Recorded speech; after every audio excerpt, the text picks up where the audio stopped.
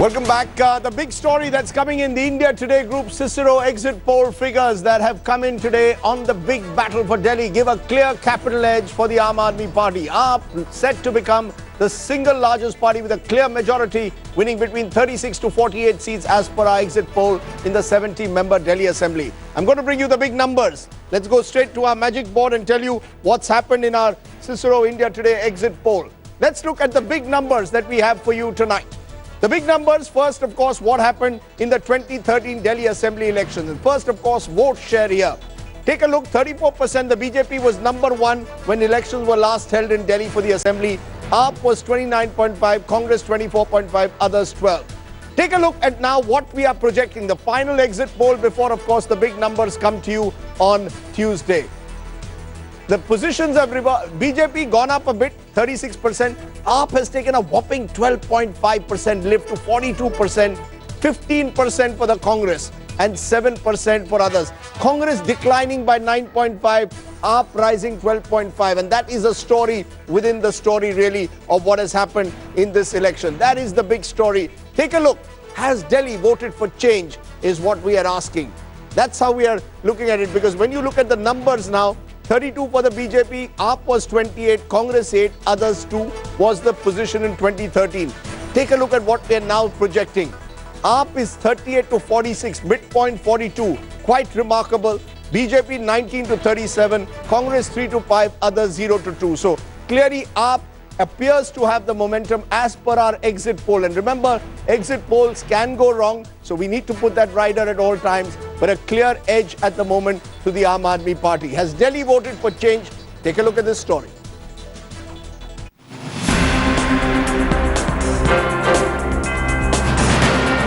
The national capital waking up with a mission.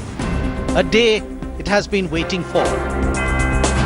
After weeks of being spoken to by netas, today Delhi replied. Today was the day of the voter. The day when capital sealed its choice of who gets to rule Delhi next.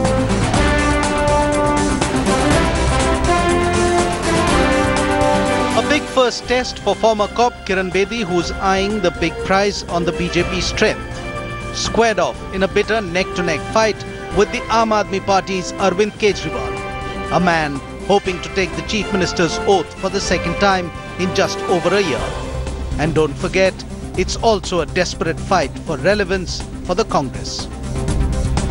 Voters dropped all else to go out and vote today.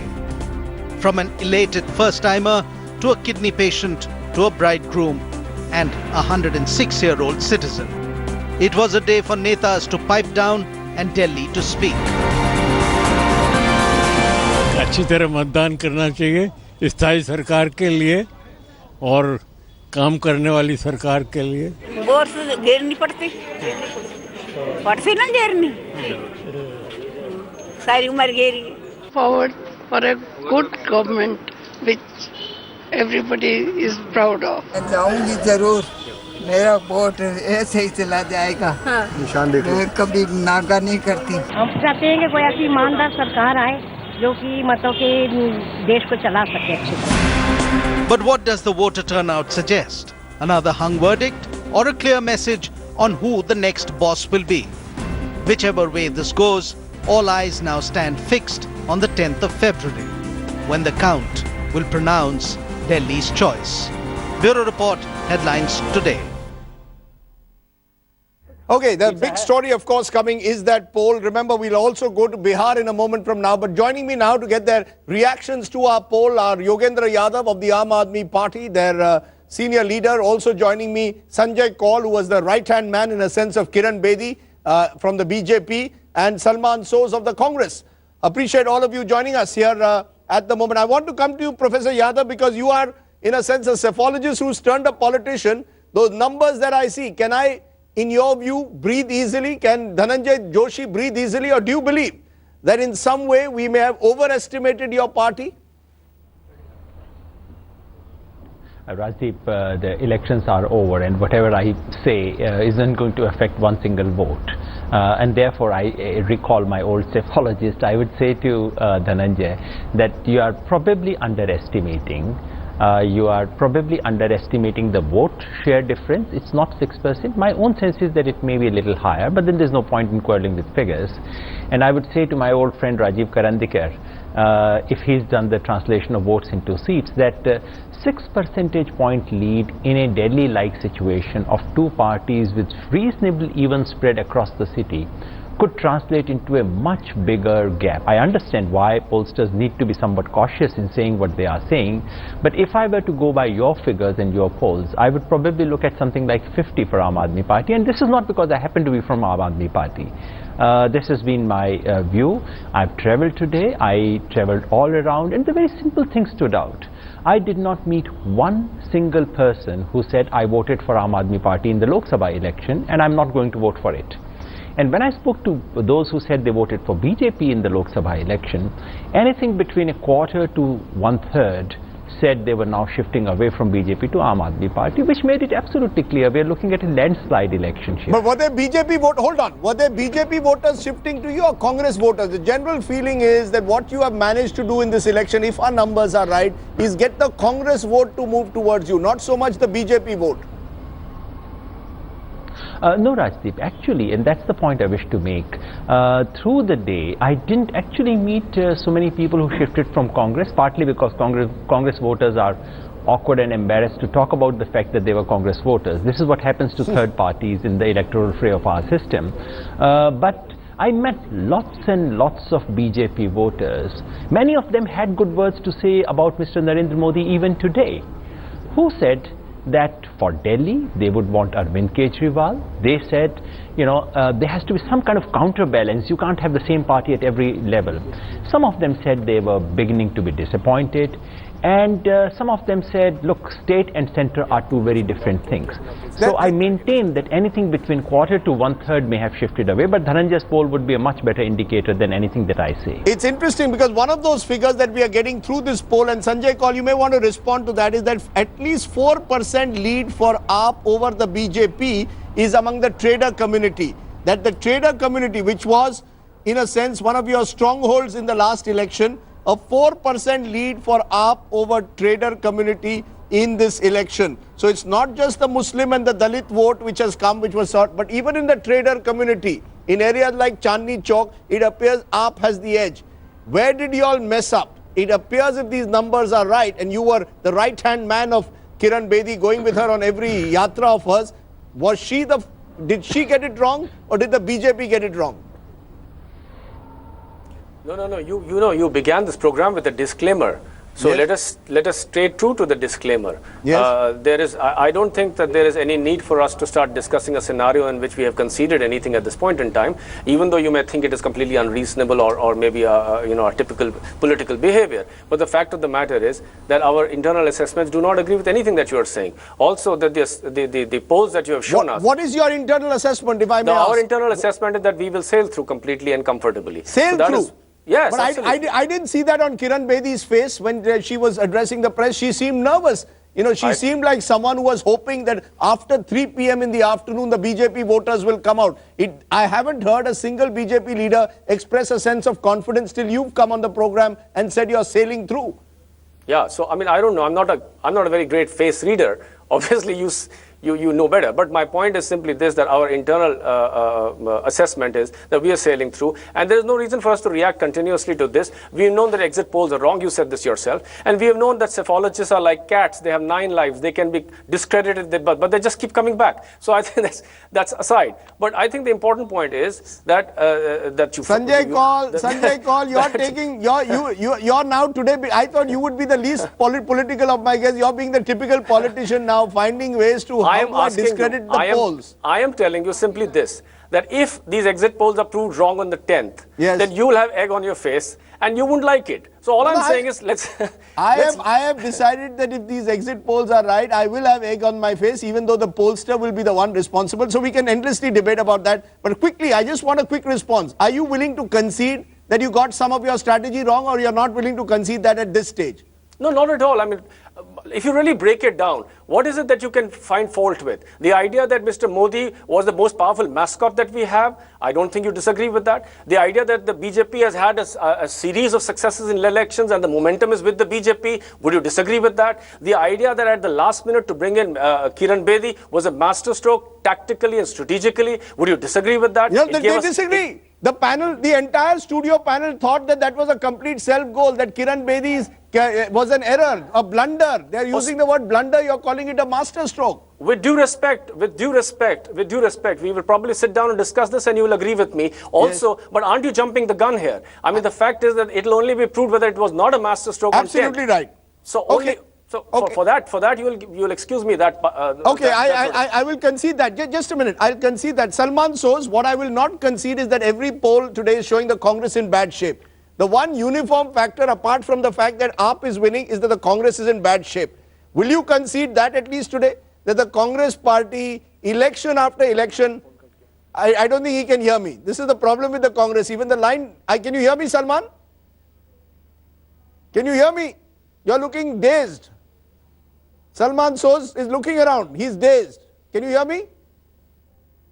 Okay, lines have cut off. The Congress party doesn't even the communication lines to the Congress are a problem. I'm sorry, Manini, but that's the truth. At the moment, there is a problem. To flog a dead horse like this is a little, No, I'm not being unfair. I like underdogs. You like underdogs, okay. You like underdogs. The Congress has become an underdog. Yes. I just wanted, to the question that you asked earlier, and as to whether you should feel comfortable or not. If one came from Mars and had no knowledge of A, B or C, but the person was a psephological expert, 42 to 36, which is the vote share, central vote share that you have, will translate into very easily about 49 to 50 seats. Okay, so 49 to 50 seats is what you're suggesting at the moment. If the lead is 6 percentage points. If the lead is 6 percentage point, you'll translate. If the lead is different, it'll obviously be different. Okay. I don't know. I'm trying to still try to make sense of what has happened, because it's been remarkable and we've been discussing that. But Yogendra Yadav, as someone who's been part of the Aam Aadmi Party,